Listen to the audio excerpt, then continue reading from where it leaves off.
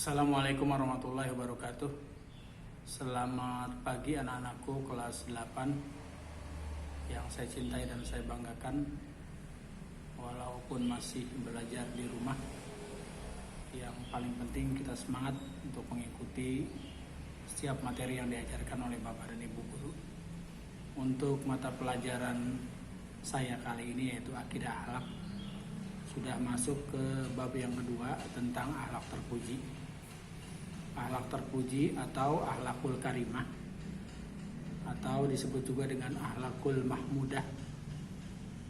Ini memang harus dimiliki kita sebagai pelajar Islam supaya bisa memiliki akhlak yang baik, karena ini buat pegangan kita ke masa depan kita ketika kita mengarungi kehidupan di dunia ini. Kalau kita sudah mempunyai pijakan akhlak yang terbaik, insya Allah jalan menuju surga juga akan mudah kita capai. Salah satu akhlak yang terbaik, yang terpuji buat kita adalah tawakal.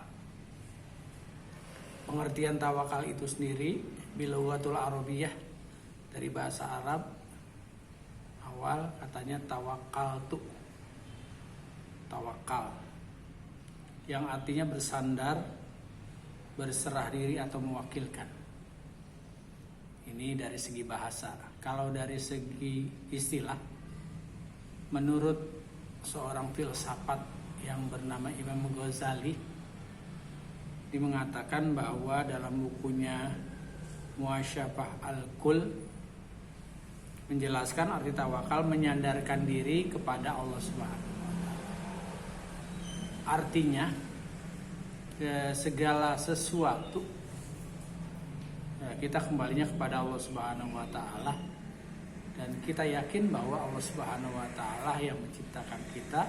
Berarti kita harus takwa kepada Allah. Karena takwa itu sendiri adalah menjalankan apa yang diperintahkan oleh Allah dan menjauhi segala yang dilarang oleh Allah Subhanahu wa taala.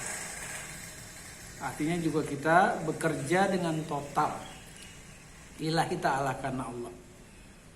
Ya. Jadi artinya tawakal menyandarkan diri itu mendapatkan kesukaran, teguh hati ketika ditimpa bencana. Ketika bencana kita harus berjiwa tenang, harus tentram, ya.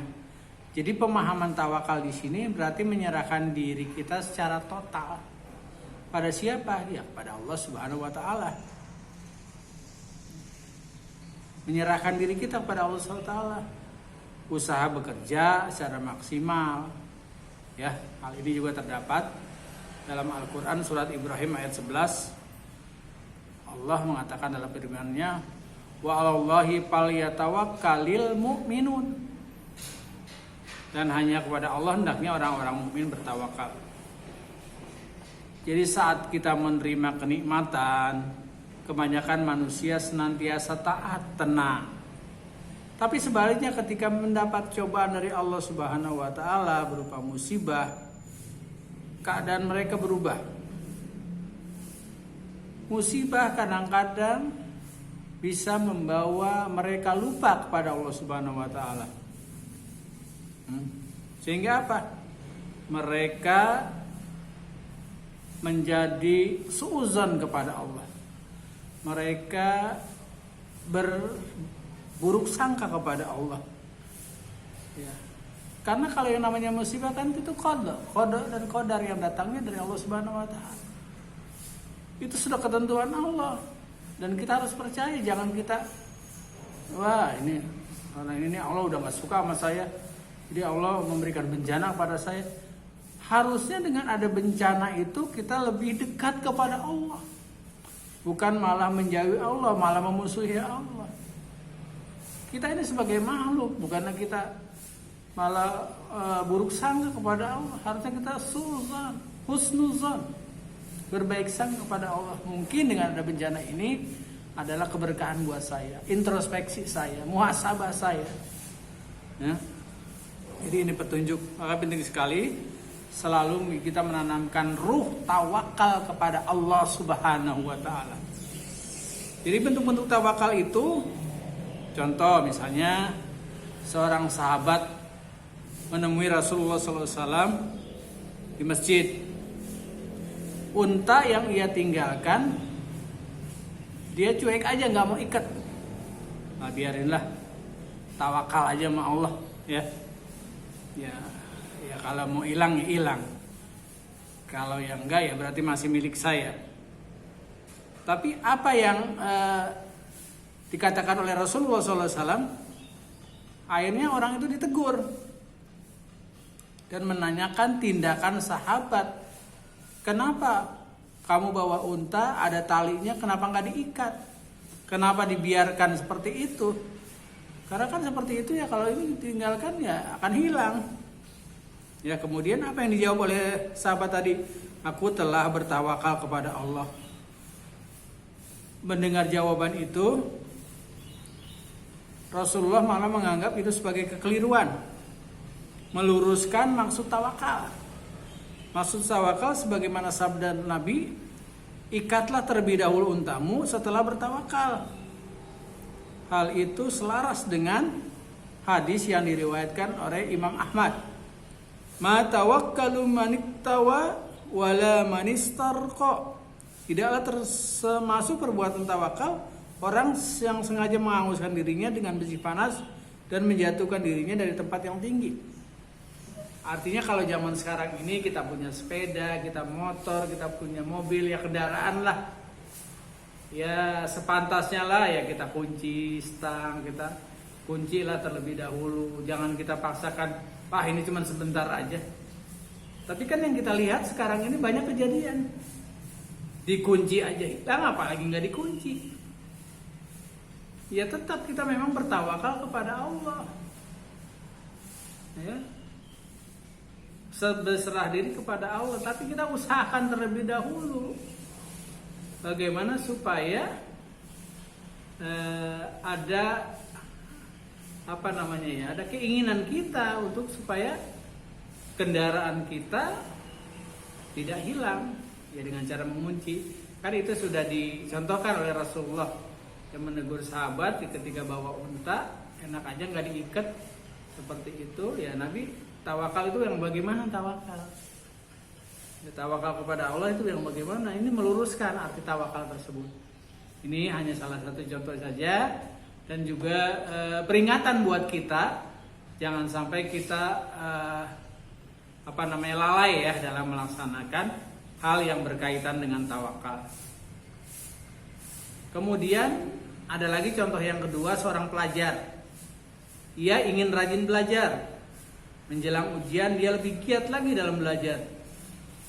Dan juga sudah berdoa pada Allah Subhanahu wa taala agar usahanya membuahkan hasil ya, seperti kita lah kalau mau ujian kan kita belajar di mana-mana, ada bimbel, ada sebagainya, di sekolah juga ya kita mengikuti diarahkan oleh Bapak Ibu guru materi yang nanti ujian.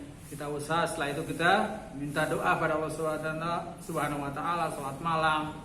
Ya minta perlindungan, pertolongan kepada Allah, kita istighosah ya, mengharap pada Allah Subhanahu wa taala supaya hasilnya bagus, hasilnya bisa diinginkan, nilainya tinggi. Kemudian para pelajar tersebut menyerahkan sepenuhnya, apapun semuanya memang kita serahkan kepada Allah Subhanahu wa taala, Tuhan yang Maha Esa, Tuhan yang menjadikan kita, Tuhan yang menciptakan kita. Itu yang paling penting ya. Tetapkan atas dirinya yang telah berusaha dengan semaksimal mungkin dan belajar dengan sungguh-sungguh.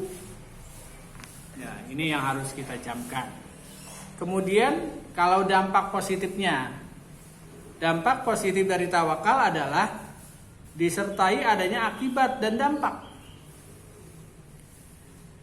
Dampak positifnya, tawakal dapat mewujudkan keimanan kita kepada Allah Subhanahu wa taala, tambah mendekatkan diri kita kepada Allah, tambah takarrub kepada Allah, mendukung upaya perdamaian antar sama manusia, dapat memberikan kekuatan lahir dan batin ketika kita sedang menghadapi problem atau masalah. Tawakal juga dapat mendorong ketenangan jiwa dalam setiap langkah karena merasa lebih takarrub ilallah, lebih mendekatkan diri kita kepada Allah Subhanahu wa taala. Tawakal juga bisa memantapkan kesadaran kita. Ya, kesadaran kita Segala sesuatu ini adalah miliknya Allah. Dan kita pun akan kembali kepada Allah. Innalillahi wa inna ilaihi raji'un. Sadar kita ini nggak ada apa-apanya. Ya. Kullu nafsin za'iqatul maut. Setiap orang yang bernyawa pasti akan mengalami kematian. Jangan kita merasa hidup di dunia ini selama-lamanya. Ya. Dan kematian itu datangnya dengan tiba-tiba. Tidak dapat disangka-sangka. Kapan saja bisa, orang nggak harus sakit, orang nggak harus tua, ya. Kalau memang sudah ajalnya tiba, kapan pun bisa dimatikan oleh Allah Subhanahu Wa Taala. Jadi ini juga tawakal bisa memantapkan kesadaran kita dan tambah mendekatkan kita, tambah ketakwaan kita kepada Allah Subhanahu Wa Taala. Bijaksana, tidak pernah menyia-nyiakan semua perbuatan hamba-hamba Allah. Tawakal juga mendatangkan kepuasan batin. Karena segala usaha telah membuahkan hasil. Yang paling utama adalah diridhoi oleh Allah Subhanahu wa Ta'ala. Bagaimana cara kita membiasakan tawakal? Harus kita tancapkan pada diri kita sebagai manifestasi tumbuhnya kesadaran kita dalam keberhasilan. Manifestasi ini perwujudan supaya kita bisa berhasil. Bagaimana caranya? Ya dengan kita tawakal. Dengan sikap tawakal akan terhindar dari rasa kecewa. Dan kita juga tidak akan mudah putus asa. Setelah kita berusaha semaksimal mungkin. Supaya apa? Akan membuahkan hasil yang terbaik yang diinginkan kita karena Allah Subhanahu wa Ta'ala. Ya, jadi artinya kita tidak lantas diam menunggu datangnya nasib pada kita. Tapi yang paling utama adalah berusaha diiringi doa kepada Allah Subhanahu wa Ta'ala. Usaha juga, doa juga. Ikhtiar juga, doa juga. Ini yang namanya tawakal. Tawakal tu ala Allah. Ya, makanya kita sering kali mengucapkan ketika kita berangkat dari rumah. Ya ini doa yang terbaik juga kita berangkat dari rumah. Bismillahirrahmanirrahim. Tawakkaltu ala Allah. La haula wa la quwata illa billahil aliyil azim. Ya. Mudah-mudahan sedikit tentang akhlak terpuji mengenai tawakal. Ini akan bermanfaat buat kalian. Dan tambah semangat belajar di rumah. Jaga kesehatan. Selalu mengikuti arahan-arahan yang diberikan oleh Bapak Ibu Guru. Mengikuti materi-materi sampai selesai di semester ganjil ini. Ya terutama ini kelas 8 ya. Jangan hanya mengerjakan pelajaran saja tapi tidak mengikuti materi. Ya, yang ada lewat video masing-masing Bapak Ibu Guru. Ya video juga kamu bisa saksikan dari awal sampai akhir. Jangan awalnya saja akhirnya enggak. Atau awalnya enggak akhirnya aja. Jangan sepotong-sepotong kalau mengikuti materi. Jadi ikuti dari awal sampai akhir.